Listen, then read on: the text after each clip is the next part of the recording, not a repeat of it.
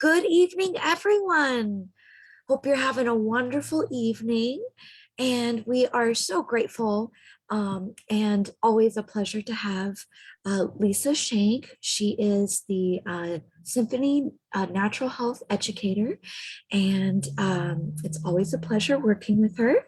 Thank you so much, Lisa. Thank you for having me. Yes, definitely. And you have a wonderful topic that you're going to be sharing with us tonight. And today is World Chronic Fatigue Awareness Day, and you'll be speaking on hormonal um, uh, Influences on chronic fatigue. yes, definitely. So I am just so grateful to hear all about it. So All right. definitely welcome to take the live stream floor. All right. Well, thank you, Elizabeth. It's great to be with you always. So great. Well, I am so appreciative of our opportunity to work with Marlene's and their amazing staff. We love to be part of what they're doing, and they have great customers who are so engaged. And so it's really a great opportunity, and we so appreciate it. Oh. Now I can't advance the screen. The bottom button. Oh, Okay, God. there you go. Okay, so we're talking about fatigue and what it is and how we can address it before it becomes a problem. So let's talk about the definition of fatigue and in its various forms, which appear to be on a spectrum. So everyone experiences fatigue at various times for a variety of reasons, but we want to recognize that there are levels of fatigue. There is acute fatigue, which is defined as lasting 1 month or less. Subacute fatigue is lasting between 1 and 6 months. Chronic fatigue, which lasts over 6 months. And one can have a state of chronic fatigue without meeting the criteria for chronic fatigue, incidentally.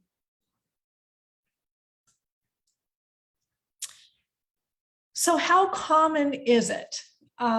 Experts estimated in 2015, which has been some years ago, obviously, that it affected about 2.5 million Americans, and that was before the pandemic. So many of these cases have not been diagnosed either, so I'm sure the number is much higher. Women are 2 to 4 times more likely than men to develop chronic fatigue, and it can, as we touched on earlier, manifest with debilitating fatigue that can interfere with one's productivity, happiness, and quality of life. And there are currently no known cures or treatments for chronic fatigue specifically. It's generally more about symptom management than resolution if you were to go to the doctor to seek medical advice. So what are the criteria for diagnosis, and how do you know if you have chronic fatigue? The current case definitions and diagnostic criteria are fatigue, including substantial reduction in activity levels, PME, which is post-exertional fatigue. So for instance, after exercise, you feel like you can't recover. You may have sleep dysfunction. You may have pain or myalgias, which is kind of pain in the soft tissue of the body. Or you may have neurological or cognitive manifestations, so brain fog or anxiety. There can also be autonomic or neuroendocrine or immune manifestations. According to the Mayo Clinic, chronic fatigue is a complicated disorder, and it's characterized by extreme fatigue that lasts for at least 6 months, as we talked about, and it can't be fully explained by some other underlying condition. So, they can't attribute it to a core finding. The fatigue worsens with physical or mental activity, but it doesn't improve with rest.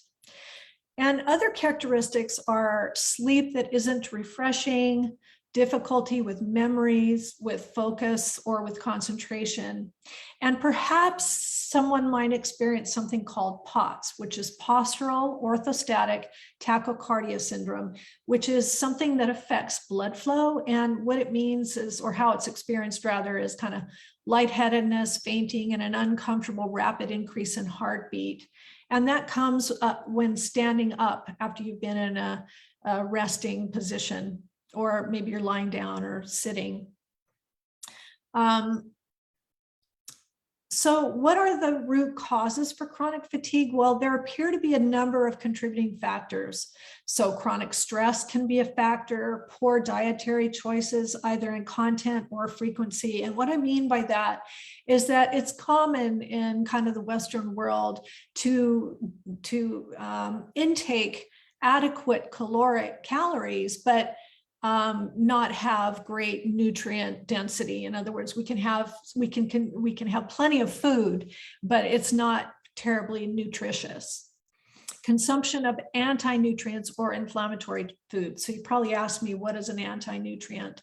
And these are substances that actually interfere with the body's absorption of a nutrient, or they rob the body of the nutrients. Inflammatory foods can be things like sugar or alcohol, bad or saturated fats, highly processed foods, and diets high in meat and dairy products that can be pro-inflammatory. And these can trigger the body's alarm or the inflammatory response. A second mechanism of action involves foods acting directly on our genes. And there's an emerging field called epigenetics, which is understood to mean that while we've inherited certain genes, the influence on those genes can be made by environmental factors or exogenous factors. Adverse food choices can turn on the genes that trigger inflammation, for instance, while anti-inflammatory foods can turn off those genes or the expression of those genes. And then lastly, with regard to dietary intake, too many stimulants such as coffee, energy drinks, and the reliance on artificial stimulants found in many supplements can be problematic. A lot of people start getting hooked on those and they start using them to keep them going. We know that sleep disruption has a major role to play as well, and environmental toxins, and these can also influence the epigenetic expression. And incidentally, we can make decisions every day that either expose or limit our exposure to environmental toxins, and some of those we can control, like fragrances, topical products that contain toxins, foods that are grown with pesticides and that sort of thing.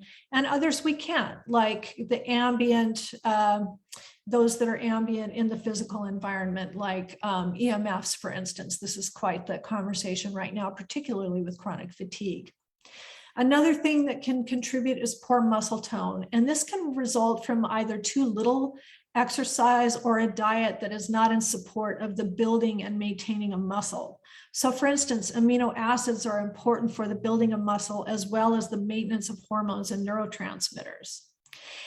And then hormone imbalance for a variety of reasons, such as inadequate dietary intake of proteins and nutrients and stressors. By the way, our body doesn't register stress as good stress or bad stress. Stress is stress, right? So if it's left unchecked, it becomes problematic, whether it's good or bad, meaning, you know, we think of exercise as a good stress, but it can, if we overexert, it tips over into bad stress, for instance. But regardless, the body just doesn't register one as good and the other as bad.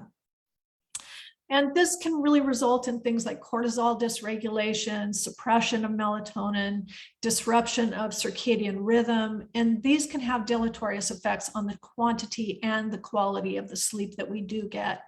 And it can also be induced by illness or viruses. And this was never more obvious than now, right? Having just come through the pandemic.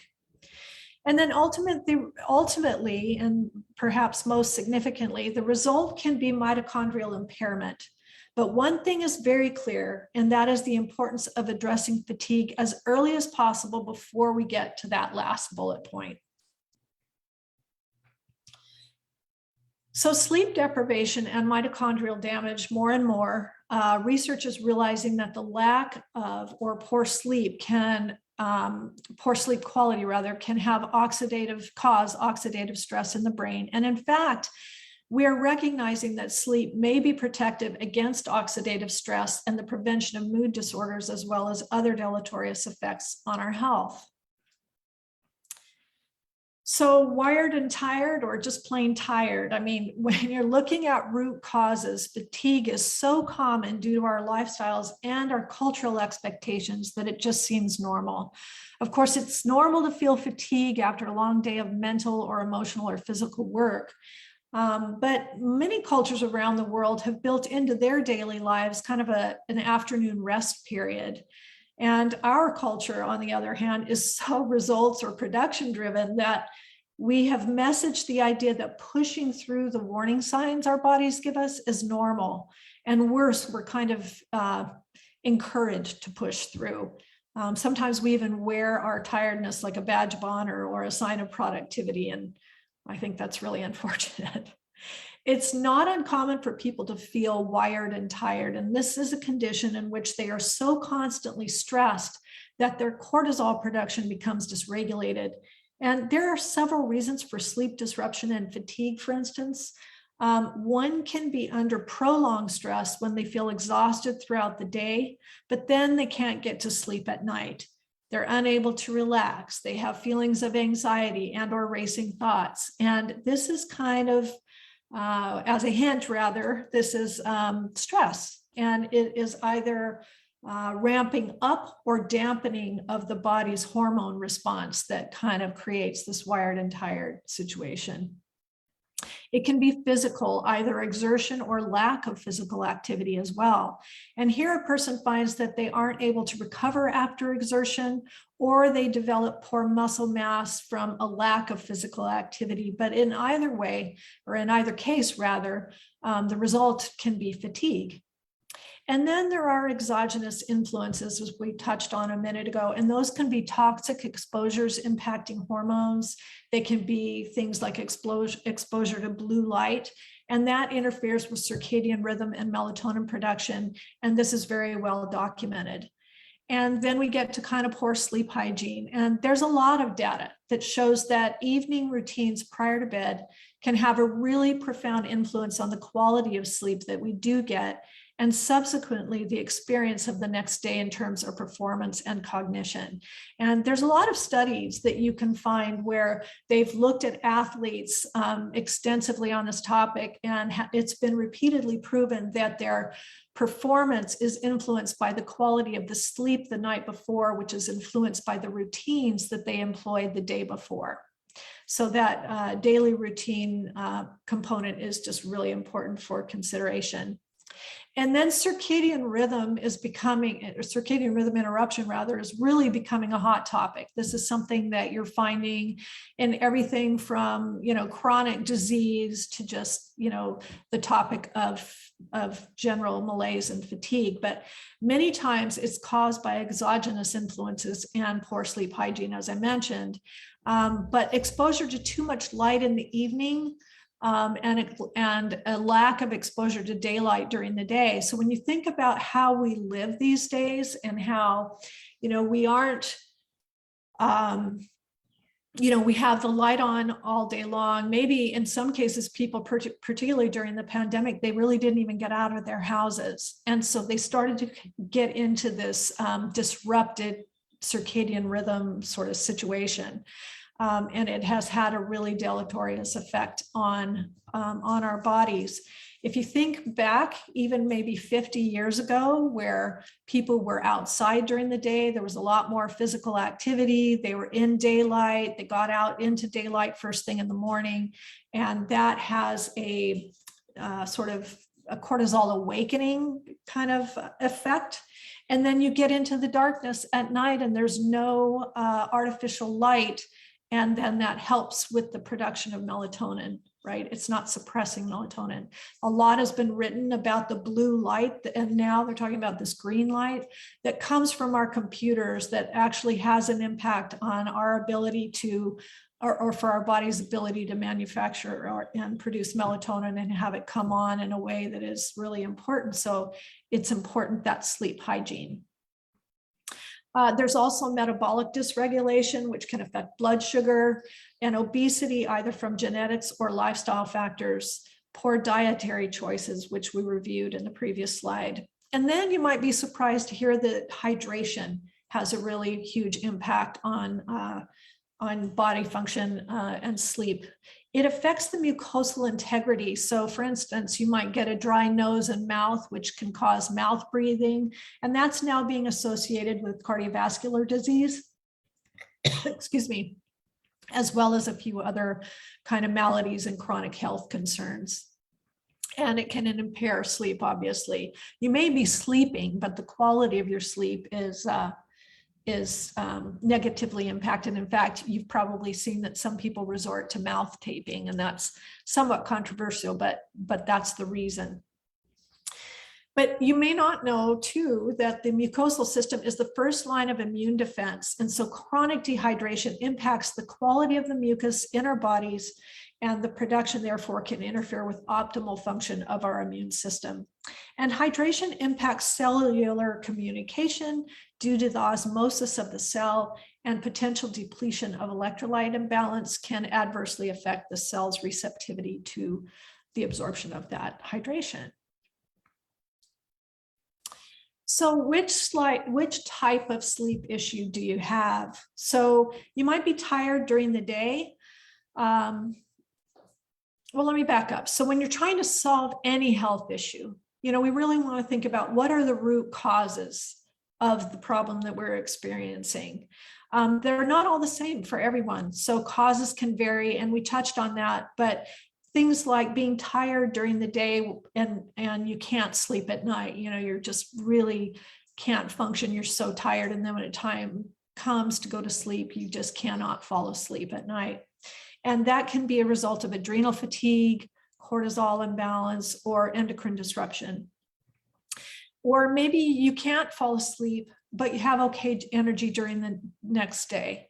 And that could have to do with the sleep environment, the hygiene, that practice that we had talked about in an earlier slide. And a lot of experts talk about turning all your computers and electronics off at least an hour before you retire, and to have them out of your room.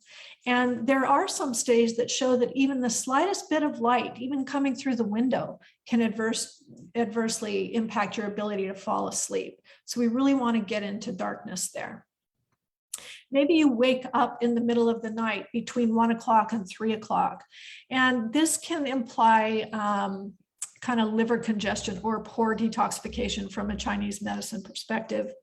Or maybe you have a blood sugar imbalance, and either by genetics or by lifestyle choices. Maybe you wake up and you can't get back to sleep because you have an overactive mind or something is stressing you. And in any of these cases, you want to really be thinking about what is the right solution for each of these different scenarios that you might be experiencing. The good news is that we can take control of many of the contributors to poor health and fatigue just by being mindful and by committing to healthy lifestyle practices. So what are some of the ways to better balance our overall system? We will want to avoid environmental and exogenous toxins, like we talked about, avoid things like fragrances, topical products that contain toxins, pesticides, and so forth. Eat a more colorful rainbow diet. As a colleague of mine recently said, we can't really control our exposure to G5, for instance, but we can ensure that we're eating foods that contain all of the rich nutrient and constituents that plants provide. So for instance, more glucosinolates that are going to support our body's detoxification processes. We can bring in plant compounds to help nourish the endocrine system, and we can use supplementation as well as foods. We always want to use foods first. We are a foods first advocate. That's really important. Supplements can be helpful, but they shouldn't be your first line. Your first line is a healthy, balanced, nutrient-dense diet.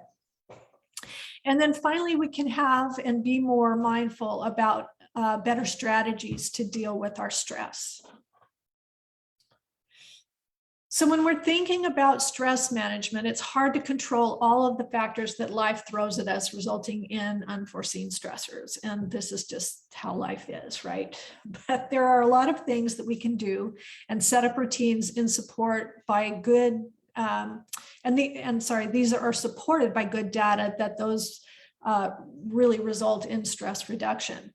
So we want to set up our day the night before. According to Forbes magazine, something that highly successful people share is a morning routine that includes setting up the day the night before, ensuring that they get enough sleep and allowing for the number of hours that they need for optimal rest. And that can be individually based. However, there seems to be some consensus that 7 to 8 hours is pretty optimal for most people. And it also allows, this preparation for the next day allows your mind to rest, knowing what the day ahead is going to look like. In the morning, instead of starting the day with coffee, start with moving your body. This can be a short stretch routine, even while you're still in bed. You can get out the door for a walk. You can do both, right? And the morning walk is going to expose you to that beneficial light to help stimulate cortisol, that waking hormone. Mindful breathing and meditation, as well as self-reflection. Perhaps a journal routine would work for you. At Symphony, as a team, we use the Tim Ferriss 5-minute journal, and we love that. We kind of have worked through it at our a lot of our meetings, and it helps with both the evening routine as well as the morning. Another habit that highly effective people list is asking oneself, and this is a big one, I think. If today were the last day of my life, would I want to do what I'm about to do today?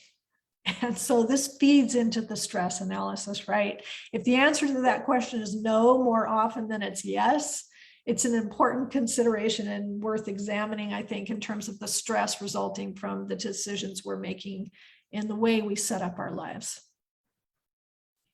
And then diet and nutrition. So this chart is the work of Deanna Minnick, who I know is a guest speaker, right? And someone I have admired for many, many years. She has a body of work I would highly encourage anyone to investigate if you have not already done so, to help you understand the importance of eating a rainbow diet. And she's also written a great article on maca phenotypes called The Color of Maca. That goes into the science behind our Femmenessence formulations, recognizing the different DNA and analytical profiles and the colors of maca phenotypes. And this is one of those cases where your diet and your supplement choices can support your body's ability to function optimally. But in all events, we really want to encourage you to eat a rainbow and adequately consume a wide variety of nutrients that are really going to support your body's optimal function. A symphony of hormones, a circadian rhythm, and all of which is the goal of what we do here at Symphony, and thus our name. So we I touched a minute ago on dehydration. So why are we talking about dehydration and fatigue? According to the Sleep Foundation organization, the people who are suffering from significant dehydration often find that they feel extremely tired, lethargic, or fatigued. Other symptoms of dehydration, such as headaches, dry mouth, nasal passages, and muscle cramps, may cause discomfort and make it harder to fall asleep. Hydration is critically important. As we discussed in the slide above, it's really crucial that we consume enough high-quality, pure water because of the many benefits that it provides, as you see here. But optimal hydration means that it's not just the water and the quality of the water you consume, but also making sure that you have electrolytes and minerals on board to better absorb that hydration for optimal cellular function and mucosal integrity. It takes hydration to a whole other level, really. If you'd like to learn more about how Soleil, which is pictured here, works, please ask your favorite Marlene's Market staff member. Everybody over there seems pretty excited about Soleil, and I know that they have it there in the store, and you can get more information on our website as well. When we think about exercise and movement, the Mayo Clinic recommends about 150 minutes of moderate aerobic activity or 75 minutes of vigorous aerobic activity per week in combination of moderate to vigorous activity. So that's kind of a baseline, right? Making strength training as part of that routine will help build and also maintain muscle mass in support of our bone and muscle strength, as well as support hormone balance. There's good evidence that having muscle mass helps maintain hormone balance as well as a healthy diet. And activities such as yoga will help us maintain our balance, which is as important as strength. Increasing the time you dedicate to exercise and movement according to your ability and health status will improve other health risks, and it can reduce the onset of chronic disease, which the data is very clear about. If you're anything like me, however, it's sometimes hard to find time to fit everything in. And sometimes, you know, I have great intentions and they don't always come to fruition with the demands of family and work and just life generally. But I really strive to stretch every day. For me, that is really, really critical. So the first thing I do in the morning, I have a glass of water with my Sole in it. I drink that water and I spend at least 5 minutes stretching before I ever even get out of bed. And then on a good day, I come downstairs, I take the dog, and outside we go. And if I don't have time to go for a run or a walk, at least I'll get out into the yard and do a little bit of gardening. And I think that's really important for impacting energy because it gets you into that daylight, which is really, really critical.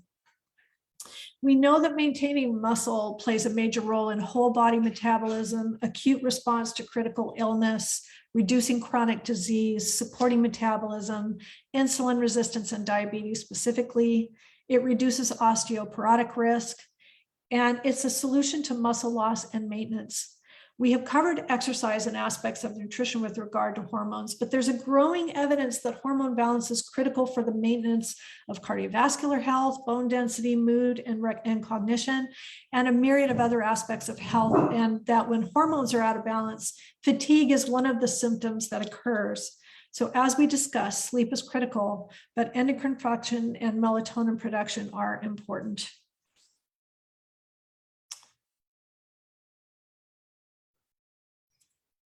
So what affects mitochondrial function? The role of mitochondrial function and dysfunction in more common conditions such as aging, obesity, insulin resistance, and type 2 diabetes is speculative and controversial, but it's mediated through environmental factors such as poor diet and inactivity, and through common DNA mutations or decreased cellular energy.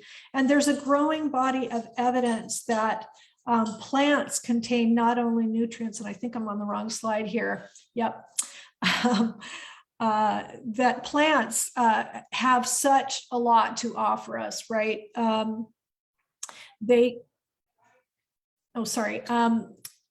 So they have a protective, adaptive, and contributive mechanism that supports our physiology as well as nourishes us. So nutrients that support mitochondria production and function can include omega fatty acids, antioxidants, the B vitamin, magnesium, and these are just to name a few. We also know that Femmenessence is very rich in nutrient composition and includes a number of things that we covered in these earlier slides, and is an important addition to a healthy diet. And when we think about rest and oxidative stress and that circadian rhythm that we talked on earlier, there's a growing body of evidence that melatonin is more than just a hormone, and it contributes to more than just sleep. As it turns out, melatonin is considered a super antioxidant, and it has a number of functions in the body. It looks like that restorative sleep that happens delays the breakdown of the mitochondria or the cellular degradation of the mitochondria, and melatonin is becoming one of the most well-researched substances in research today for that reason. We recently had the opportunity to study in a preclinical context our phytomelatonin, which is the first to market and comes in both a physiological dose as well as a pharmacological dose against synthetic melatonins, 95% of which on the market are from a synthetic form. And what's interesting about that is that if it was once from the a natural source, and it originally was, it was taken from the pineal gland of an animal, then even though it's synthesized in a lab, the manufacturer can call it natural, which I think is atrocious. Nevertheless, that is kind of the reality of it. Our phytomelatonin is made from rice, alfalfa, and chlorella. It is bioidentical to what is in our bodies and bioidentical to our own melatonin. And it has a natural slow release characteristic because it's in the cell matrix of the plant and goes through the digestive process to be broken down. And so it just comes on into the system naturally. But what is, in addition to its benefits for sleep, what this chart is really talking about are the other benefits that we were able to see in those preclinical studies. And as you can see, it is water and lipid soluble. It, as I mentioned, it's just the herbs themselves in the capsule. There's nothing else in there, but it demonstrated significant free radical scavenging ability, which is really important in maintaining cellular health.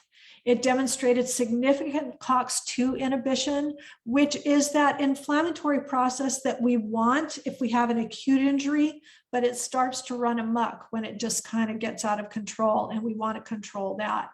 That's what things like NSAIDs, for instance, do for the body. They kind of help to, bring down that inflammatory response.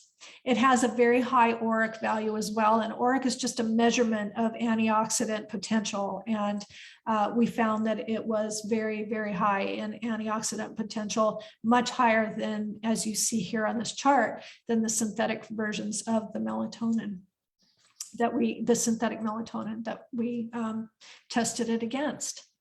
And so, I was explaining to Elizabeth, I had a mishap with my slides, and so I'm going to apologize because that is my last slide.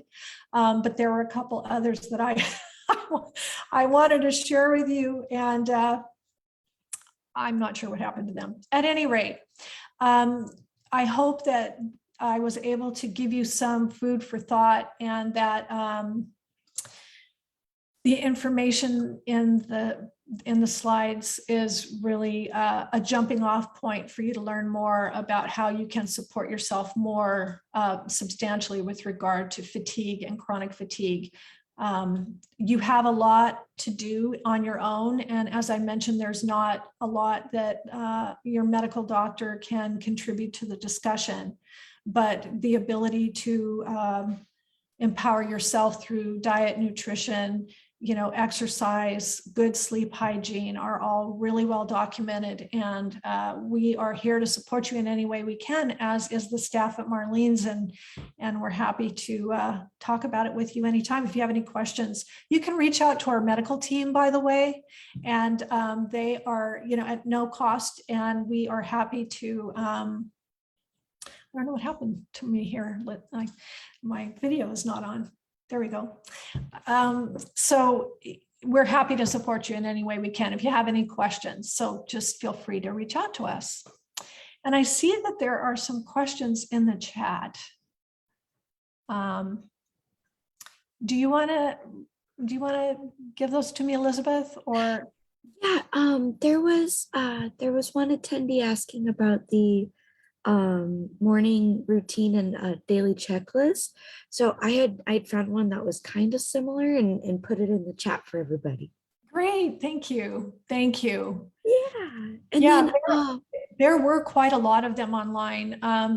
One of the slides that evaporated actually had some links, so I will get those links to you and you can publish them somewhere, but they're really abundant. Actually, this is something that's really becoming very recognized, which is so great. I think that definitely it sets the sets the intentions for the day, and then you're able to get more out of your day and feel accomplished. Yes, yes, definitely. You know, one also, let me, first of all, it's really dark in here suddenly. Let me turn on a light. Oh, yes. And I also wanted to mention if you wanted to learn more info on hydration from Miss Lisa here, she will be speaking with us again on August 4th at 5 p.m. So mark your calendars. Great. Yes, that is a great presentation that we have on hydration. It's really interesting. So, Which is super important during the summer months. We got to stay hydrated and prevent any kind of heat exhaustion. yes, I'm now living in the South and from Washington. I've been in Washington for 40 years. And let me tell you, this humidity and the heat is unbelievable. It was 95 today. And it's amazing how fast you get dehydrated.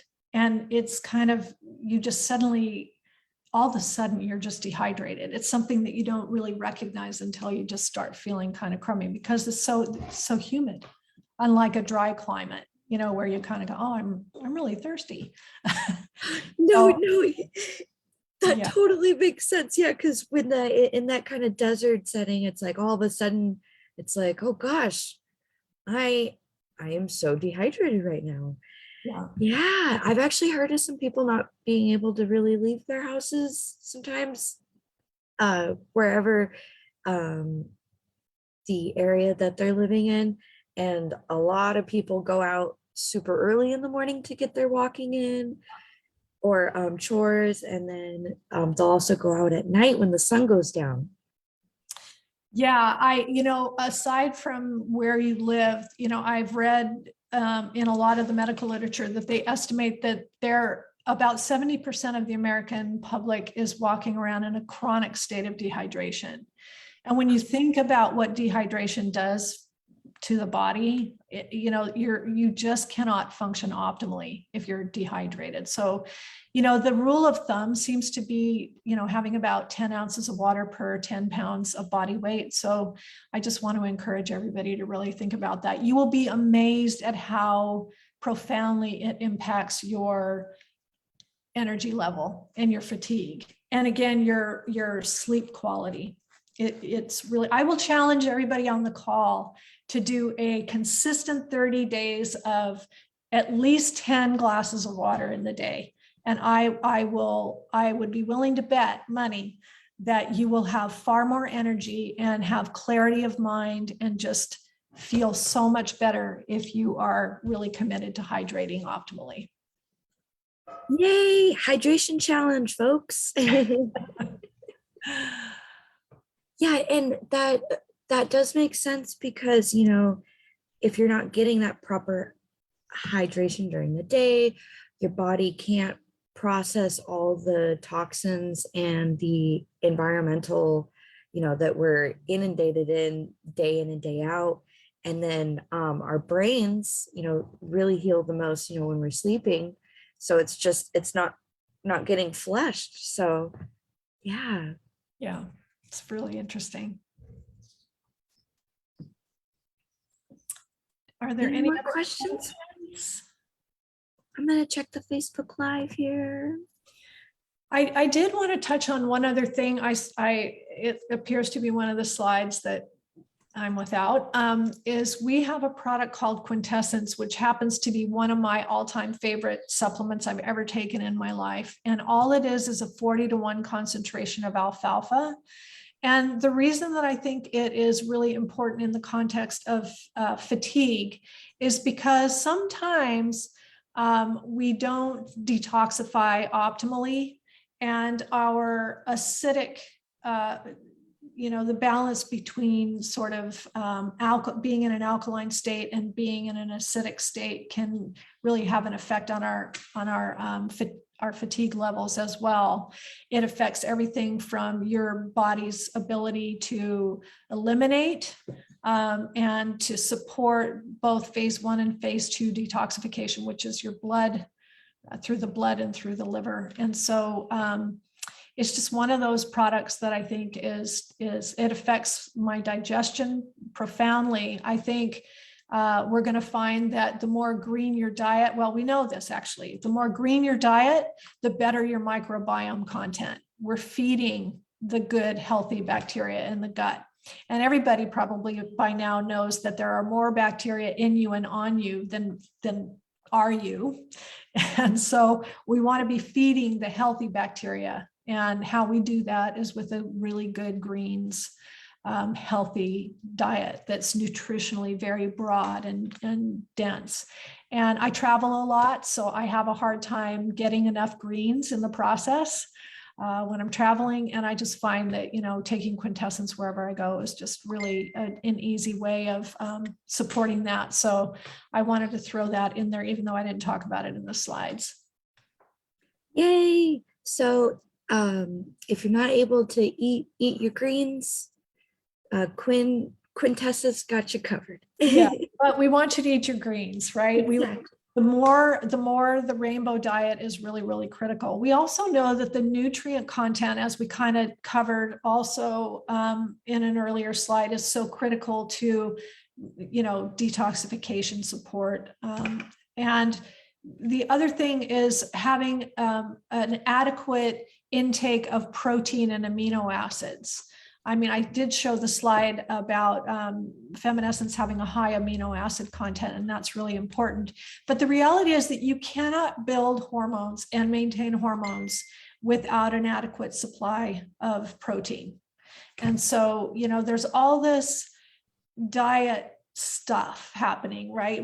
A lot of the docs that I work with call it orthorexia. Everybody's got a oh, I can't eat that because I'm on paleo, or I can't eat that because I'm, a vegetarian, or I can't eat that. And I would just really urge everyone to consider the use of a broad rainbow diet to really, include all of the food sources that they possibly can, and to not get stuck for a long period of time on a diet. Those diets are great for specific outcomes, but to stay on them in long-term context is really not ideal, because you're missing so many nutrients that are really critical for your body to maintain optimal health. Beautifully said, Lisa. Thank you. Thank you for the time and opportunity. Of course, we always enjoy having you, and I learn so much every time, and I'm super looking forward to August 4th at 5 p.m. on hydration. All right, wonderful. Yay. Well, thank you again. I appreciate it. It's so good to be here with you. And again, reach out to us if we can be of any support. Yes, thanks so much, everyone. We're going to say goodbye to our Facebook Live friends. Goodbye, Facebook Live friends.